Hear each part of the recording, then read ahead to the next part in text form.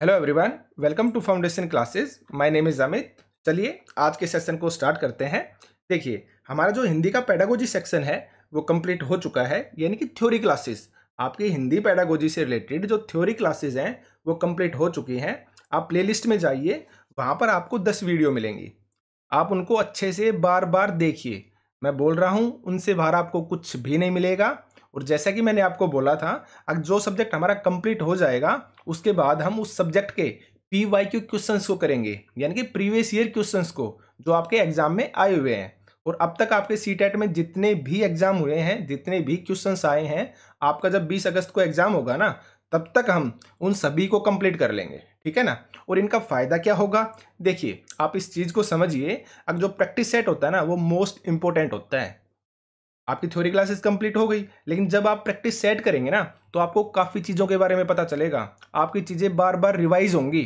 ठीक है ना। कुछ नई चीज़ें होंगी तो उनको भी आप कर पाएंगे। ठीक है ना। तो इससे आप एग्जाम के अंदर बहुत ही अच्छा परफॉर्मेंस दे पाएंगे। तो चलिए आज के सेशन को स्टार्ट करते हैं। हमारा फर्स्ट क्वेश्चन है, तो चलिए आज के सेशन को स्टार्ट करते हैं। और जो ये आपका सेट लेके आया हूं मैं, ये आपका पेपर हुआ था 21 दिसंबर 2021 को। ठीक है ना। जब आपका ऑनलाइन एग्जाम स्टार्ट हुए थे ना, उस समय एग्जाम हुआ था ये 21 दिसंबर 2021 को। चलिए स्टार्ट करते हैं। प्राथमिक स्तर पर चयनित बाल साहित्य में सर्वाधिक महत्वपूर्ण बिंदु क्या है। देखिए, प्राथमिक स्तर की बात कर रहा है। बोल रहा है प्राथमिक स्तर पर जो बाल साहित्य है ना, वो कैसा होना चाहिए। देखिए, रंगीन चित्र होने चाहिए उनके अंदर। आगे बात करते हैं, सार्थक पुनरावृत्ति होनी चाहिए। पुनरावृत्ति का मतलब होता है किसी चीज का बार बार रिपीट होना। ठीक है ना, दोहराव होना किसी चीज का। ठीक है, आगे देखिए, संक्षिप्तता होनी चाहिए, यानी कि संक्षिप्त होना चाहिए। और केवल चित्रात्मक होना चाहिए। तो देखिए, मैंने हमेशा आपको बताया है, जिसमें केवल आ जाए वो ऑप्शन आपका गलत हो जाएगा। ये तो हो नहीं सकता। कोई भी चीज आपको संक्षिप्त नहीं करनी है, यानी कि छोटी नहीं करनी है काट पीट कर, ये भी आपका गलत हो जाएगा। ठीक है ना। सिर्फ और सिर्फ रंगीन चित्र से काम नहीं चलेगा भाई। ठीक है ना। पर रंगीन चित्र दिखाने का मतलब क्या है, नॉर्मल सी बात है, बच्चे को कुछ नॉलेज भी तो आनी चाहिए ना। तो देखिए, हमारा जो बेस्ट आंसर है वो क्या होगा, आंसर नंबर बी, यानी कि सार्थक। सार्थक का मतलब होता है जिसका कुछ अर्थ निकले। हो गया ना। सार्थक पुनरावृत्ति, यानी कि सार्थक चीजों की बार बार दोहराव हो। इससे क्या होगा, इससे बच्चा सब्जेक्ट से, उस बाल साहित्य से क्या फील करेगा, कनेक्शन फील करेगा। ठीक है ना।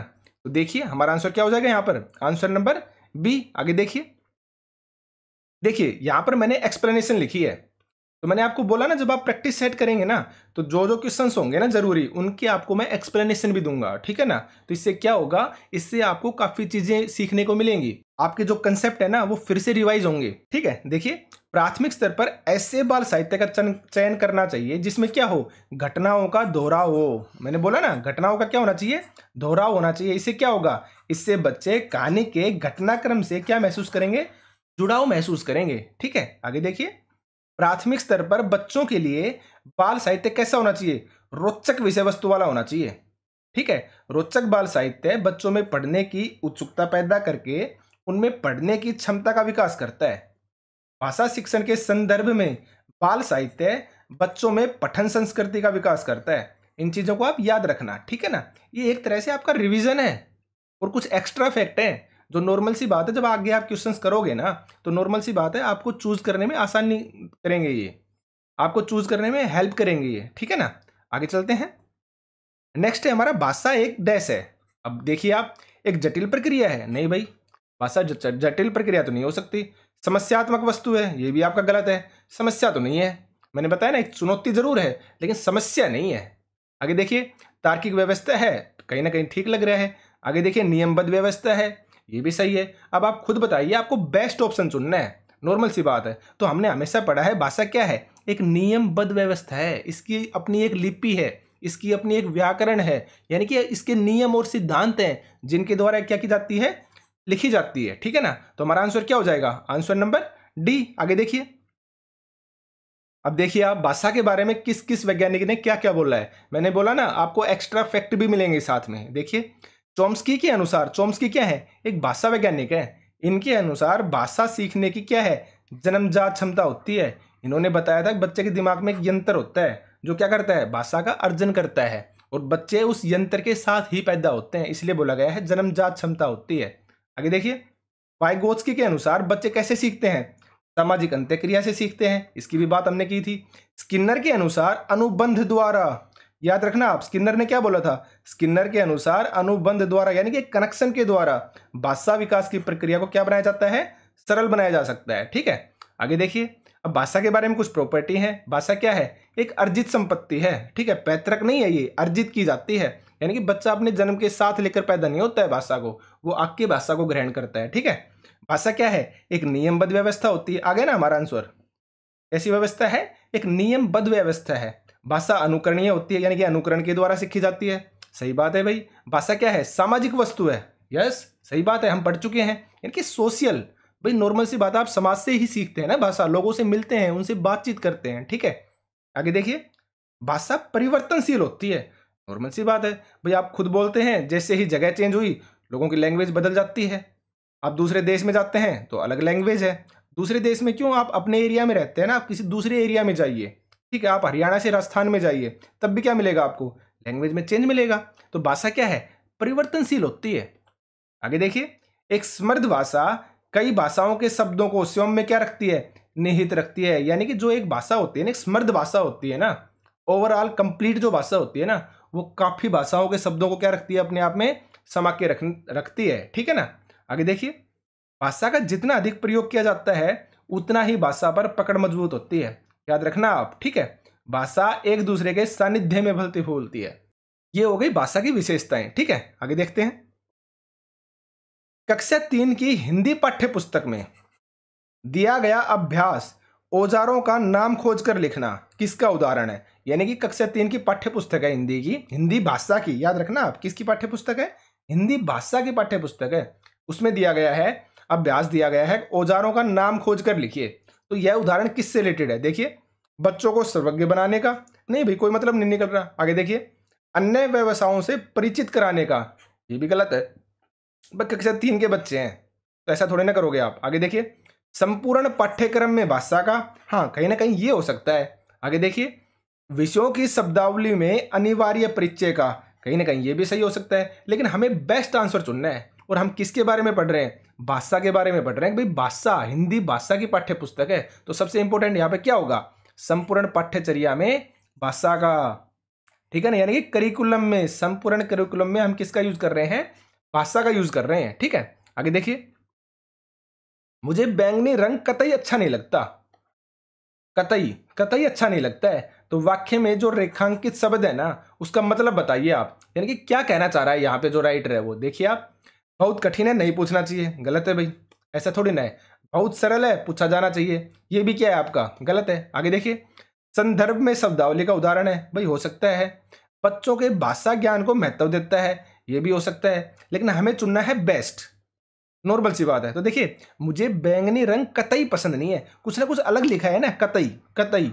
आप सोच कर देखिए, कुछ ना कुछ अलग करने की कोशिश की जा रही है। तो मुझे बैंगनी रंग कतई पसंद नहीं है, तो इसमें सिर्फ और सिर्फ कतई के बारे में पूछा है। कतई शब्द का मतलब बताइए। तो नॉर्मल सी बात है, यहाँ पर क्या हो रहा है? संदर्भ में शब्दावली का यूज हो रहा है, यानी कि इस वाक्य के अनुसार कतई का मतलब क्या है?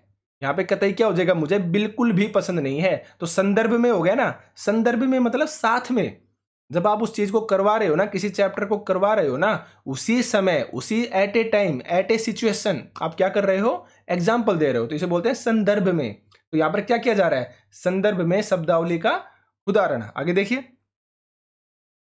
हमारे देश की डैश विविधता हमारा एक भाषाई डैश है। देखिए आप, हमारे देश की कौन सी विविधता? बहुभाषिकता, क्योंकि हम हमेशा भाषा के बारे में बात करते हैं। तो यहाँ पर साहित्य है, ये आपका क्या हो जाएगा? गलत है भाई। आगे देखिए। भाषिक और संबल, ये कहीं ना कहीं हो सकता है, क्योंकि भाषिक आ रहा है, संबल के बारे में देखते हैं हम। भौगोलिक विस्तार है, ये भी क्या है आपका? गलत है। आगे देखिए। भाषिक हथियार है, हथियार नहीं होता भाई। ठीक है ना, तो ये भी गलत हो गया। हमारा आंसर क्या बना? आंसर नंबर बी, यानी कि भाषिक है और क्या है? संबल है। अब आप संबल का मतलब समझिए। देखिए, संबल का मतलब होता है वो वस्तु जो क्या हो? आपके किसी भी काम में सहायक हो, यानी कि सहायता करे। ठीक है ना, तो हो गया ना सिंपल। अगर हमारे देश की जो भाषिक विविधता है ना, यानी कि जो बहुभाषिकता है ना, हमारा एक भाषा ही क्या है? संबल है। हमारा भाषा के अंदर क्या करती है? सहायता करती है। ठीक है, तो हमारा आंसर क्या हो जाएगा? Answer number B. आगे देखिए। देखिए यहाँ पर मैंने लिख रखा है, डिटेल से देखिए आप। बहुभाषिकता यानी कि भाषागत विविधता भारत की संस्कृति का अभिन्न अंग है। सही बात है भाई, भारत क्या है, एक बहुभाषी देश है। भारत की भाषिक विविधता एक जटिल चुनौती है। यस, सही बात है भाई, जटिल चुनौती तो है, परंतु देखिए लिख दिया ना, किंतु भाषागत विविधता एक समस्या नहीं है, याद रखना आप। यह क्या है, एक संसाधन है, ठीक है। तथा बहुभाषिकता भाषा विकास में एक संबल का काम करती है, यानी कि भाषा विकास में एक सहायक है, सहायता के रूप में काम आती है। तो संबल का मतलब पता चल गया ना आपको। जैसे आप इस सेंटेंस को पढ़ेंगे, इसको बोलते हैं संदर्भ में पढ़ना, तो इस संदर्भ के अनुसार आप समझ गए एक संबल का मतलब क्या है, एक सहायता के रूप में, एक सहायक के रूप में है, ठीक है। आगे देखिए, भाषा शिक्षक को भारतीय भाषाओं की विविधता की चुनौती को संसाधन के रूप में लेना चाहिए। हो चुकी है बात। एक शिक्षक को भाषाई विविधता को अवसर की तरह देखना चाहिए, इसकी बात भी हो चुकी है। भाई एक अवसर होता है, एक संसाधन के रूप में यूज कीजिए आप, ठीक है। आगे देखिए, भारत की भाषाई विविधता और समृद्ध साहित्य देश की विरासत है, और ये हमारी विविधतापूर्ण संस्कृति की क्या है, परिचायक है, यानी कि संस्कृति को दर्शाती है, ठीक है। आगे देखिए, नेक्स्ट है प्राथमिक स्तर पर शिक्षा का जो माध्यम है ना, वो क्या होना चाहिए। नॉर्मल सी बात है, आप बिना देखे आंसर कर दोगे, क्या होना चाहिए, मातृभाषा होनी चाहिए। और देखिए जो आपका एनसीएफ 2005 है, जो हमने कल पढ़ा था, उसमें भी मैंने आपको बताया था प्राथमिक स्तर पर क्या बताया गया है, प्राथमिक स्तर तक आप बच्चे को उसकी मातृभाषा में पढ़ाइए, ठीक है। लेकिन देखिए आप, जो आपकी एनईपी 2020 है ना, उसमें तो यहां तक बोल दिया, अब भाई प्राथमिक स्तर पे भी मातृभाषा होनी चाहिए, आपकी जो माध्यमिक स्तर है उस पर भी मातृभाषा होनी चाहिए, और इससे आगे भी अगर पॉसिबल है ना, तो भी आप क्या कीजिए, मातृभाषा में ही पढ़ाइए, ठीक है। आगे देखिए, विभिन्न प्रकार की शिक्षण सामग्री भाषा सीखने सिखाने की प्रक्रिया को क्या बनाती हैं। देखिए विभिन्न प्रकार की शिक्षण सामग्रियों का यूज किया जा रहा है, अलग अलग रिसोर्सेज का यूज कर रहा है टीचर, तो अलग अलग प्रकार की जो शिक्षण सामग्री है वो भाषा सीखने सिखाने में की प्रक्रिया है उसको कैसी बनाती है। देखिए आप, सरल बनाती है, हाँ भाई कहीं ना कहीं सही है। रोचक भी बनाती है, हाँ ठीक है भाई। समावेशी बनाती है, हाँ ये भी हो सकता है। जटिल बनाती है, जटिल नहीं हो सकता, हमने अभी बात की ना। तो नॉर्मल सी बात है, अलग अलग प्रकार की शिक्षण सामग्री का यूज हो रहा है। तो आप सोचिए, आप अगर टीचर अलग अलग प्रकार की शिक्षण सामग्री का यूज कर रहा है, तो इसका मतलब क्या है भाई, क्लास में अलग अलग तरह के बच्चे हैं, अलग अलग क्या है, विविधता है, और विविधता अलग अलग है, इसकी वजह से उसको अलग अलग तरीकों का यूज करना पड़ रहा है। क्यों, क्योंकि हर टाइप का बच्चा सीख सके। और जब हर टाइप के बच्चे को सिखाने की बात आती है ना, तो हम बात करते हैं समावेशी की, यानी कि इंक्लूसिव एजुकेशन की। आपको इस तरह से सोच के क्वेश्चंस को करना है, क्योंकि आपको बेस्ट चुनना है, आपको सारे ऑप्शन सही लगेंगे। यहाँ पर सरल भी सही लग रहा था, रोचक भी सही लग रहा था, लेकिन आंसर क्या होगा आपका, समावेशी होगा, क्योंकि समावेशी का मतलब होता है इंक्लूसिव, हर किसी को मिलाकर, ठीक है ना। तो हमारा आंसर क्या हो जाएगा, आंसर नंबर सी। आगे देखिए, किस विधा में मौखिक अभिव्यक्ति के विकास की सर्वाधिक गुंजाइश है, यानी कि इनमें से कौन सी है जिसके अंदर क्या होगा, सबसे ज्यादा मौखिक अभिव्यक्ति का अवसर मिलेगा बच्चे को। देखिए आप, जीवनी है। देखिए मैंने कल ही ये चैप्टर आपको करवाया था, जहां पे मैंने जीवनी के बारे में, आत्मकथा के बारे में, डायरी के बारे में और एकांकी के बारे में मैंने हर किसी चीज के बारे में डिस्कस किया है। आप उस वीडियो को जाकर देखिए, उससे बाहर आपको कुछ भी नहीं मिलेगा, और आपको आइडिया भी लग जाएगा अगर इन चीजों का यूज कहाँ पे होता है और कैसे होता है, ठीक है। देखिए आप, जीवनी के बारे में मैंने क्या बताया था, जीवनी के अंदर जो एक व्यक्ति है ना, उसके कंप्लीट जीवन के बारे में लिखा जाता है। लेकिन जीवनी क्या होती है, किसी दूसरे व्यक्ति के द्वारा लिखी जाती है, वो व्यक्ति खुद नहीं लिखता है। तो जीवनी के बारे में आपको पता है, ठीक है भाई, लिखी जाती है। उसके बाद आती है आपकी आत्मकथा। आत्मकथा भी क्या है, एक तरह से जीवनी ही होती है, लेकिन फर्क क्या है, आत्मकथा इंसान खुद लिखता है, यह सेल्फ रिटन होती है, ठीक है। और इसको क्या लिखता है, कोई दूसरा व्यक्ति लिखता है, ठीक है। कौन लिखता है, कोई दूसरा व्यक्ति लिखता है, लेकिन आत्मकथा सेल्फ होती है। उसके बाद देखिए डायरी, मैंने डायरी के बारे में बताया था, ये औपचारिक भी हो सकती है और अनौपचारिक भी हो सकती है। और इसमें क्या होती है, हम संक्षिप्त चीजें लिखते हैं, जो आपकी डेली है ना, आप डेली की रोजाना जो आपके साथ होता है ना, आप उन चीजों के बारे में जिक्र करते हैं, ठीक है भाई। आपकी डायरी भी हो गई, यहाँ पे बात हो रही है मौखिक अभिव्यक्ति की। उसके बाद आती है आपकी एकांकी, और एकांकी के बारे में मैंने बताया था, ये नाटक का छोटा रूप होता है, और इसमें क्या होता है, सिर्फ एक किरदार होता है जो मंच पर खड़ा होकर क्या करता है, अपनी किरदार को निभाता है, ठीक है। और वहां पर वो क्या करेगा, डायलॉग बोलेगा, और अकेला ही बोल रहा है। तो नॉर्मल सी बात है, आपको आंसर मिल गया ना। तो आपका जो मौखिक अभिव्यक्ति है वो कहां पर होगी, आपकी एकांकी के अंदर होगी, क्योंकि इस पर स्टेज पर चढ़कर क्या किया जाता है, मंचन किया जाता है नाटक का, और इसमें एक ही किरदार होता है, ठीक है। आगे देखिए, देखो मैंने आगे एक्सप्लेन भी कर रखा है। अब जो एकांकी है वो क्या है, नाटक का ही छोटा रूप है। मैंने कल ही करवाया था ये, ठीक है। इसमें सिर्फ एक ही किरदार होता है और वो किरदार क्या करता है, अपने एक्सप्रेशन से, अपने गेस्चर से लोगों तक अपना संदेश पहुंचाता है, ठीक है। और देखिए इसमें सब कुछ उस किरदार पर ही होता है, यानी कि सब कुछ डिपेंड होगा उस किरदार पर ही कि वह दर्शकों के मन को छू पाएगा या नहीं छू पाएगा, ठीक है। आगे देखिए, आगे है आपका प्राथमिक स्तर के बच्चों में डैश और डैश के माध्यम से लेखन कौशल का विकास किया जा सकता है। देखिए लेखन कौशल की बात हो रही है, समझिए आप। और किस एज पर, प्राथमिक स्तर पर, यानी कि जो फर्स्ट सेकंड थर्ड फोर्थ के बच्चे हैं ना, यहां तक प्राथमिक स्तर के बच्चों में, तो आप किस तरह से लेखन कौशल का विकास करेंगे। देखिए आप, सबसे पहले है लिपि ज्ञान। फिर नॉर्मल सी बात है, लिपि ज्ञान नहीं, लिपि ज्ञान तो बड़ों बड़ों को नहीं हो पाता, तो लिपि ज्ञान तो आपका आंसर नहीं हो सकता। आगे देखिए, आप रेखांकन करवाइए और शब्द लेखन करवाइए, कहीं ना कहीं सही लग रहा है आप। देखिए आप आगे, रेखांकन चित्रांकन करवाइए, ये भी कहीं ना कहीं आपका सही हो सकता है। उसके बाद देखिए, वर्तनी ज्ञान और वाक्य लेखन गलत है भाई। वाक्य लेखन थोड़ी अलग चीज हो गई, ठीक है ना। छोटे बच्चे नहीं कर पाएंगे, एकदम सीधा नहीं कर पाएंगे। आप कर रहे हो छोटे बच्चों की बात, उनका कैसे करोगे। तो अगर आपको याद हो क्या करते थे जब छोटे बच्चे होते हैं तो कैसे करते थे वो क्वेश्चन को, देखिए जो मैडम है क्या करती थी, वो क्या करती थी, डॉटेड के अंदर, कॉपी के अंदर ऐसे बना के देते थे, जो टीचर या मैडम होती थी ऐसे, और बच्चे क्या करते थे, उनके ऊपर पेंसिल से ऐसे उसको डार्क करके लेके जाते थे, ठीक है ना। तो इसको क्या बोलते थे, इसको बोलते हैं रेखांकन, ठीक है ना। अगर रेखा है ना, उसके अनुसार जो डॉट डॉट बनाए गए ना, उस पर बच्चे क्लियर कर रहे हैं, ठीक है। और एक होता है चित्रांकन। अबे चित्रांकन क्या होता है, यानी कि डायग्राम बना होगा, ठीक है। डायग्राम बना होगा, डायग्राम के ऊपर से बच्चे क्या करते हैं, उसके ऊपर से डॉट डॉट करके या डायग्राम के ऊपर से अपनी पेंसिल को दोहराकर क्या करते हैं, उसको डार्क करते हैं। तो ये बोलते हैं आपके रेखांकन और चित्रांकन। तो छोटे बच्चों के लिए सबसे बेस्ट ये होता है, ठीक है ना। तो हमारा आंसर क्या हो जाएगा, आंसर नंबर सी। आगे देखिए, तुम्हारी परिचित नदी के किनारे क्या क्या होता है। सवाल बच्चों को खालिस्तान का अवसर देता है। तो नॉर्मल सी बात है, डायरेक्ट पूछा जा रहा है, अगर आपके घर के पास कोई नदी बहती है तो आप उस नदी के बारे में क्या क्या जानते हो, क्या क्या होता है उस नदी के किनारे। तो बच्चों को क्या दिया जा रहा है, अवसर दिया जा रहा है, किस बात का। देखिए आप, अपनी नदियों की जानकारी देने के लिए, नहीं भाई गलत है। अपने अनुभवों को साझा करने के, हाँ ये कहीं ना कहीं सही हो सकता है। अपने पर्यावरण का संरक्षण करने में, ये भी गलत है। विभिन्न नदियों का नाम बताने में, ये भी गलत है। सबसे बेस्ट आंसर आपका क्या होगा, अपने अनुभवों को साझा करने में। पर नॉर्मल सी बात है, लंबी होती है नदी, तो हर बच्चा, अगर कोई जो भी बच्चा नदी के किनारे होगा ना, वो अपने अपने अकॉर्डिंग अपने अनुभवों को बताएगा, और इससे क्या होगा, इससे उसके जो कौशल है ना वो विकसित होंगे। आप इस चीज को समझिए, ठीक है। तो हमारा यहाँ पर आंसर क्या हो जाएगा, बेस्ट, अपने अनुभवों को साझा करना। आगे देखिए, भाषा अर्जन क्षमता डैश से संबंधित है, आ गया ना। देखिए हम थोड़ी देर पहले जो हमने डिटेल बताई थी उसमें क्या था इस क्वेश्चन को, ठीक है ना। तो देखिए मैं इसलिए बोल रहा हूं, जब आप प्रैक्टिस सेट करेंगे ना तो काफी चीजें आपकी रिवाइज होंगी, और देखना ये एग्जाम के अंदर मोस्ट हेल्पफुल होंगी ये चीजें, ठीक है। आगे देखिए, भाषा अर्जन क्या होती है, क्षमता जन्मजात होती है, हम पढ़ चुके हैं। किसने बोली थी ये बात, चॉम्स्की ने। अब बिना सोचे समझे सीधा आंसर दे दोगे, ठीक है।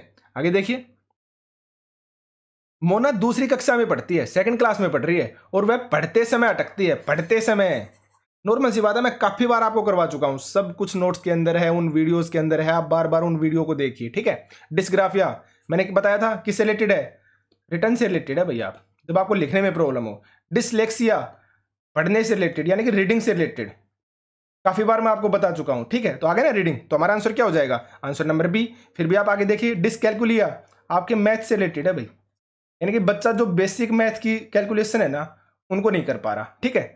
अफेजिया, अफेजिया मैंने बताया था स्पीच से रिलेटेड होता है, आपका एक स्पीच डिसऑर्डर है, यानी कि आपको बोलने में प्रॉब्लम हो रही है, ठीक है। तो हमारा आंसर क्या हो जाएगा यहाँ पर, आंसर नंबर बी, डिसलेक्सिया। आगे देखिए, सुनी और पढ़ी कहानियों के आधार पर, देखिए सुन भी चुके हैं आप कहानी को और पढ़ भी चुके हैं आप कहानी को, तो इनके आधार पर बच्चों के साथ कौन सी भाषाई गतिविधि सर्वाधिक महत्वपूर्ण होगी। यानी कि आप कहानी को सुन भी चुके हैं अच्छे से और पढ़ भी चुके हैं, तो सुनी और पढ़ी कहानियों के आधार पर करना है जो भी करना है आपको। इन वर्ड्स को पकड़ना, आप जो बोल रहे हैं ना वो अप्लाइड क्वेश्चन आएंगे, तो आपको इन वर्ड्स के ऊपर फोकस करना है। तो आप कहानी को पढ़ चुके हैं और सुन भी चुके हैं और उसके आधार पर आप असेसमेंट कर रहे हैं, तो क्या करोगे आप, देखिए कहानी को सब दोहराना, यानी कि दोबारा दोहरा रहे हो आप कहानी को, नहीं ऐसा तो आप नहीं करोगे, ठीक है। कहानी के पात्रों के नाम बताना, भाई ये भी हो सकता है। कहानी का शीर्षक बताइए, ये भी हो सकता है। और आगे देखिए, कहानी पर प्रश्न निर्माण करना, ये भी हो सकता है। अब आपको चुनना है बेस्ट आंसर। भाई एक तो आपने नेग्लेक्ट कर दिया, 3 आपके पास अभी और बचे हैं, तो इसमें बेस्ट चुनिए आप। कहानी पर प्रश्न निर्माण करना, भाई पात्रों के नाम बताओगे आप। और मैंने आपको कल की थ्योरी क्लास में बताया था, जब मैंने कहानी के बारे में बताया थी, कि पात्र ज्यादा नहीं होने चाहिए, पात्र संख्या में कम होने चाहिए। क्यों? जिससे बच्चे कंफ्यूज ना हो। तो नॉर्मल सी बात है, पात्र अगर कहानी में 1-2 ही है तो नॉर्मल सी बात है, ये तो आंसर नहीं हो सकता, आपका गलत हो जाएगा। ठीक है ना। कहानी का शीर्षक बताइए, शीर्षक किसी कहानी का एक ही होता है, जो मेन पॉइंट होता है, मेन बात होती है, किस पर कहानी है, तो ये भी आपका नहीं हो सकता। तो आपका आंसर क्या बचेगा? कहानी पर आप क्या कीजिए? प्रश्न निर्माण कीजिए। इससे क्या होगा? इससे समझ में आएगा कि बच्चे का फोकस कितना था, वो कहानी को अच्छे से सुना था या नहीं सुना था, या उसने कहानी को अच्छे से पढ़ा था या नहीं पढ़ा था। तो बच्चे के फोकस के बारे में, बच्चे के कंसंट्रेशन के बारे में आपको पता चलेगा। और इसके साथ साथ आपको यह भी पता चलेगा कि बच्चा सुनी सुनाई कहानी को कितना अपने आप में याद रख पाता है, उसकी जो मेमोरी पावर है ना वो कैसी है, उसकी जो याद करने की क्षमता है वो कितनी है। ठीक है, आगे देखिए, प्राथमिक स्तर पर हिंदी भाषा का आकलन। देखिए प्राथमिक स्तर पर कर रहे हो आप, और क्या कर रहे हो? हिंदी भाषा का आकलन कर रहे हो। तो आप किसे महत्वपूर्ण मानेंगे? देखिए आप मौखिक अभिव्यक्ति को, लिखित परीक्षा को, जांच सूची को, या साक्षात्कार को। पर नॉर्मल सी बात है, ये भी नेग्लेक्ट हो जाएगा, ये भी नेग्लेक्ट आप आसानी से कर दोगे। आप दो में कंफ्यूज होगे, मौखिक अभिव्यक्ति में या लिखित परीक्षा में। आप खुद बताइए, प्राथमिक स्तर है यानी कि एकदम छोटे बच्चे हैं, तो वहां पर लिखित की बजाय आप सबसे पहले बच्चों को बोलना सिखाते हो कि बच्चे आसानी से आराम से बोल सके। ठीक है, वैसे भी हम LS की बात करते हैं, LSRW की, तो स्पीकिंग पहले आता है, उसके बाद जाके आपका राइटिंग आता है।